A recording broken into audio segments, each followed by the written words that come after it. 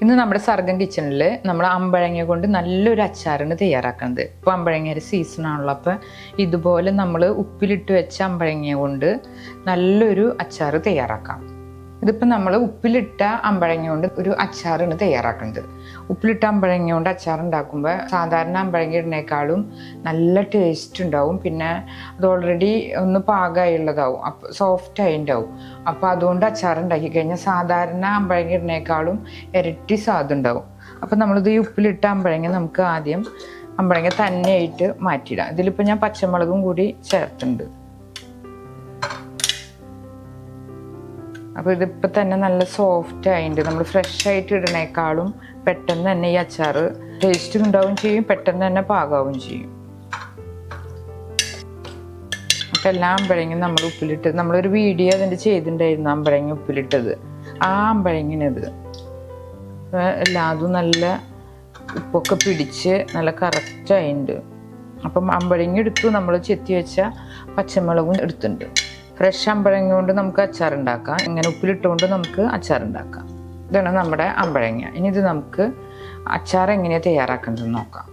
ഉപ്പിലിട്ട അമ്പഴങ്ങ എടുത്തിട്ടുണ്ട്. പിന്നെ നമ്മൾ 2 കുടം വെളുത്തുള്ളി നടു ചീന്തിയിട്ടുണ്ട്. ഇഞ്ചി ഒരു ചെറിയ കഷ്ണം നീളത്തിൽ അരിഞ്ഞു വെച്ചിട്ടുണ്ട്. പിന്നെ ഒരു 10 വറ്റൽമുളക് നടു പൊടിച്ച് വെച്ചിട്ടുണ്ട്. ആദ്യം നമ്മൾ കട്ടിയുള്ളൊരു കടായി ചൂടാക്കാൻ വെച്ചിട്ടുണ്ട്. അതിലേക്ക് നമുക്ക് നല്ലെണ്ണ ചേർക്കാം. നല്ലെണ്ണ കൊണ്ട് അച്ചാർ ഉണ്ടാക്കുമ്പോൾ കുറേ കാലം കേടുകൂടാതിരിക്കും. അതൊരു കപ്പോളം ചേർക്കുന്നുണ്ട്. നല്ലെണ്ണ ചൂടായിട്ട് വരുമ്പോൾ നമ്മൾ ആദ്യം ചേർക്കേണ്ടത് അച്ചാർ പൊടി. നമ്മൾ പുറത്തുനിന്നൊന്നും വാങ്ങേണ്ട, നമുക്ക് തന്നെ ഇതുപോലെ 2 കഷ്ണം കായും ഉലുവയും കൂടി ചൂടാക്കിയിട്ട് എടുക്കാം. അപ്പോൾ അത് പൊടിച്ച് കഴിഞ്ഞാൽ നല്ല ഫ്രഷ് ആയിട്ട് പൊടി ചേർക്കാം. അപ്പോൾ ആ അച്ചാറിനൊരു നല്ലൊരു ടേസ്റ്റ് കിട്ടും. നമ്മൾ ഉലുവപ്പൊടിയും കായപ്പൊടിയൊക്കെ വാങ്ങിക്കാണ്ട് ഇതുപോലെ ചൂടാക്കി പൊടിച്ചാൽ മതി.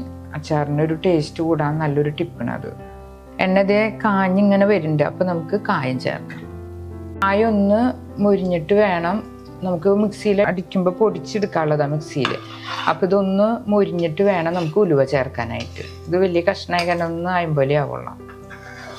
കായം നല്ലോണം മുരിഞ്ഞു വന്നിട്ടുണ്ട് കണ്ട. പിന്നെ ഈ ഒരു പാകം എടുത്താൽ മതി. അപ്പം നമുക്ക് മിക്സിയിൽ പൊടിക്കുമ്പോൾ നല്ല ക്ലീനായിട്ട് പൊടിഞ്ഞു കിട്ടും. അത് നമുക്ക് കോരിയെടുക്കാം. നമുക്കിങ്ങനെ മാർക്കറ്റിൽ നിന്നൊക്കെ വാങ്ങിക്കുന്നേക്കാളും നല്ലത് ഇതുപോലെ പൊടിച്ച് എടുക്കേണ്ടതാണ്. ഇനി 2 സ്പൂൺ ഉലുവ ചേർത്തുണ്ട്. അതൊന്ന് പൊട്ടി വരുമ്പോൾ നമുക്ക് എടുക്കാം. തീ ഓഫ് ചെയ്യാം, അല്ലെങ്കിൽ പെട്ടെന്ന് കരിയും. ഇതുകൊണ്ട് ഒക്കെ പാകമായി. ഇനി നമുക്ക് അതും കൂടി കോരിയെടുക്കാം.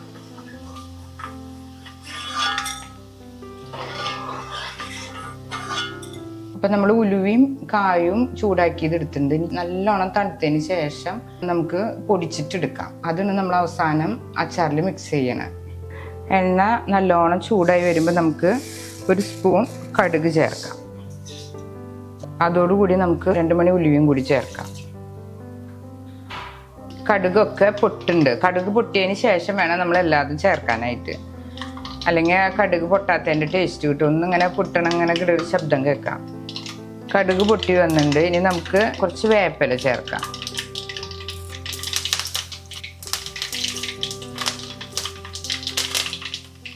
പിന്നെ നമ്മൾ നടുകീറി വെച്ച വെളുത്തുള്ളി ചേർക്കാം. അതിലേക്ക് നമ്മൾ ഇഞ്ചി നീളത്തിൽ അരിഞ്ഞത് ചേർക്കാം, ചെറിയൊരു കഷ്ണം. ഒരളവനുസരിച്ചിട്ട് ചേർക്കാം. പിന്നെ വറ്റൽമുളക് 10 എണ്ണം ഞാൻ നടുപൊട്ടിച്ചത് ചേർക്കാം.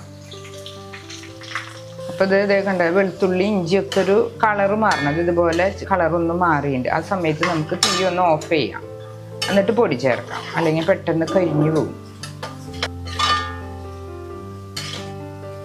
കാശ്മീരി മുളക് പൊടിയാണ്. കളറും കിട്ടും, എരിവും അത്ര അധികം ഉണ്ടാവില്ല. അപ്പം ഞാൻ ഒരു 1/2 കപ്പോളം എടുത്തിട്ടുണ്ട്. നമുക്ക് ചേർക്കണ്ട. അതിൽ അധികം മുളക് പൊടി ചേർക്കണം. അതിൻ്റെ സാധാ മുളക് പൊടി ആയാലും കുഴപ്പമില്ല. ഇത് നല്ല അച്ചാറിന് നല്ല ഭംഗി കിട്ടും. കുറച്ച് കായപ്പൊടി ചേർക്കുന്നുണ്ട് ഈ സമയത്ത്, പൊടിയായിട്ടുള്ളത്.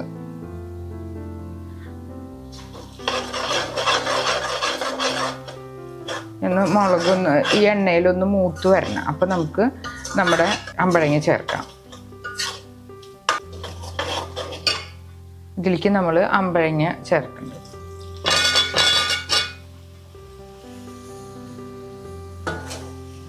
എന്നിട്ട് തീ ഒന്ന് ഓണാക്കാം. ഇത്രേ വേണ്ട. വളരെ സിമ്പിളായിട്ട് നമ്മുടെ അമ്പഴങ്ങ അച്ചാർ തയ്യാറാക്കാം. ഇനി നമുക്ക് ഇതിലേക്ക് കുറച്ച് ഉപ്പ് ചേർക്കാം. ഉപ്പിലിട്ട് അമ്പഴങ്ങ എന്നാലും നമ്മൾ കുറച്ച് ഇൻഗ്രീഡിയൻസ് ഒക്കെ ചേർത്ത കാരണം കുറച്ചും കൂടി ഉപ്പ് ചേർക്കാം. ഉപ്പ് പാകത്തിന് ചേർക്കാം. അപ്പം ഞാൻ കുറച്ച് കല്ലുപ്പ് ചേർത്തിട്ടുണ്ട്. അതിലേക്ക് നമ്മൾ ഉപ്പുവെള്ളം കൂടി ഒന്ന് ചേർക്കാം. നമ്മൾ ഉപ്പിലിട്ട് വെച്ച വെള്ളമാണത്. ഇതൊന്ന് യോജിച്ച് വരട്ടെ. അപ്പം നമ്മുടെ അച്ചാർ റെഡിയാവും. അപ്പം നമ്മുടെ അച്ചാർ ഇതേ നല്ലോണം ഉപ്പുവെള്ളത്തിൽ തന്നെ നല്ലോണം തിളച്ച് വന്നിട്ടുണ്ട്. അപ്പോൾ ഉപ്പൊക്കെ ഞാൻ നോക്കി പാകമായിട്ടുണ്ട്. ഈ സമയത്ത് ആണ് നമുക്ക് ഉപ്പൊക്കെ നോക്കേണ്ടത്. ഇതിലേക്ക് നമ്മൾ കുറച്ച് വിനാഗിരിയും കൂടി ചേർക്കുന്നുണ്ട്. ഒരു കാക്കപ്പോളം വിനാഗിരി ചേർക്കുന്നുണ്ട്. അപ്പോൾ ഇതൊന്ന് യോജിച്ച് വന്നോളും. ഇപ്പോൾ ചൂടാറുമ്പോൾ ഒരു കൊഴുപ്പ് വന്നോളും. കാശ്മീരി മുളക് പൊടി ചേർത്ത് കഴിഞ്ഞാൽ കളറും കിട്ടും, നല്ലൊരു കൊഴുപ്പും കിട്ടും. എല്ലാം പാകമായിട്ട് ഇനി നമുക്ക് തീ ഒന്ന് ഓഫ് ചെയ്യാം. അതിന് ശേഷം നമുക്ക് ഇത് നമ്മൾ ഉലുവയും കായും കൂടി ചൂടാക്കി വെച്ച് ഇത് പൊടിച്ചു കൊണ്ടത് അതും കൂടി ചേർത്ത് കഴിഞ്ഞാൽ നമ്മുടെ അച്ചാർ പാകമായി. നല്ല ഫ്രഷ് ആയിട്ട് പൊടിച്ചു കഴിഞ്ഞാൽ നല്ലൊരു അച്ചാറിൻ്റെ ടേസ്റ്റും കിട്ടും, മണമൊക്കെ കിട്ടും. ഈ ഒരു പൊടിയും കൂടി ഒന്ന് മിക്സ് ചെയ്താൽ മതി. ഒന്ന് മിക്സ് ചെയ്തെടുത്ത് കഴിഞ്ഞാൽ നമ്മുടെ അച്ചാർ റെഡി ആയിട്ടുണ്ട്. ഇത്ര ഈസി ആയിട്ട് നമുക്ക് അമ്പഴങ്ങ അച്ചാർ തയ്യാറാക്കാം. അപ്പം നമ്മുടെ അമ്പഴങ്ങ അച്ചാർ റെഡി ആയിട്ടുണ്ട്. ഇനി നമുക്ക് ചൂടാറിയതിന് ശേഷം നല്ല ഉണങ്ങിയ ചില്ലുകുപ്പിയിൽ അടച്ചു വെക്കാം. നല്ല ടേസ്റ്റുള്ള ഒരു അച്ചാറാണ്. അമ്പഴങ്ങയുടെ സീസണാണ് ഇപ്പം. അപ്പോൾ നമുക്ക് ഇതുപോലെ അച്ചാറൊക്കെ തയ്യാറാക്കി വെക്കാം. കണ്ണിമാങ്ങ പോലത്തെ ഒരു അച്ചാറാണിത്. ഫ്രിഡ്ജിൽ വെക്കേണ്ട ആവശ്യമൊന്നുമില്ല, പുറത്ത് തന്നെ ഇരുന്നോളും. ഉപ്പിലിട്ട അമ്പഴങ്ങ കൊണ്ട് അച്ചാറുണ്ടാക്കിയുള്ളത്. അപ്പോൾ ഇത് പുറത്തിരുന്നോളും, ഒരു കുഴപ്പമില്ലാണ്ടിരുന്നോളും. പിന്നെ 2 ദിവസം കഴിയുമ്പോഴേക്കും ഇതിൽ എല്ലാതും പിടിച്ച് നല്ല ടേസ്റ്റായിട്ട് കിട്ടും.